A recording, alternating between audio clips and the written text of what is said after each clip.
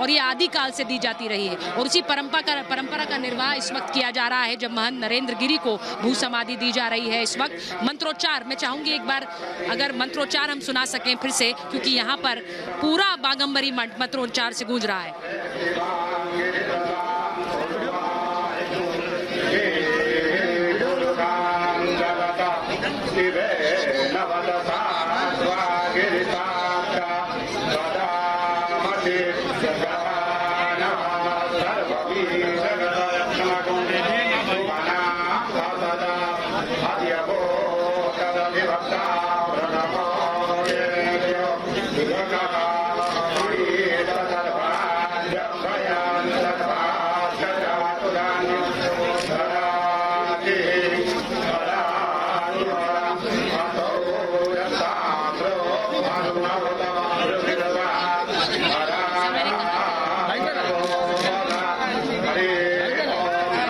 समय से भू समाधि की परंपरा रही है, उसी का निर्वाह आज बागंबरी मठ में महंत नरेंद्र गिरी जी के पार्थिव शरीर को भी भू समाधि देकर किया जा रहा है।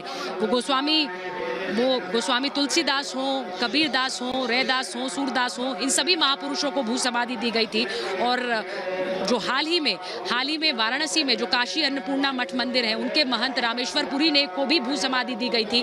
तो हाल के दिनों में भी भू समाधि के उदाहरण मिले हैं और इसीलिए आज जब महंत नरेंद्र गिरी को भू समाधि दी जा रही है, उसकी तस्वीरें हम आपको दिखा रहे हैं। लेकिन उस भू समाधि के पीछे जो एक कारण है, जो आदिकाल से समझा जाता है, माना जाता है, उसको भी आपको समझा रहे हैं कि क्यों अनुयायी और शिष्य अपने गुरु की भू समाधि को पूजनीय मानते हैं। क्योंकि उन्हें लगता है कि गुरु के जाने के बाद भी ये समाधि स्थल वो जगह है जहां से वो अपने गुरु की अनुभूति कर सकते हैं, अपने गुरु की सोच को और उनके विचारों को जीवंत रख सकते हैं। और इसीलिए महंत नरेंद्र गिरी ने भी अपनी भू समाधि अपने गुरु के बगल में बनाने की इच्छा जाहिर की थी, जो उनके उस सुसाइड नोट में लिखा हुआ था। जो तस्वीरें आप देख पा रहे हैं, अगर मेरे दर्शक देखेंगे, नींबू का पेड़ ठीक उसके ऊपर है। इसका जिक्र उन्होंने अपने सुसाइड नोट में किया था और उस नींबू के पेड़ के ठीक नीचे ही ये खुदाई की गई भू समाधि के लिए। यहाँ पर इस पूरे समाधि स्थल को तैयार किया गया और अभी समाधि पूर्ण हो रही है। हमें यह भी बताया जा रहा है कि इसके बाद बागंबरी मठ में कल एक भोज भी होना है, जो कि एक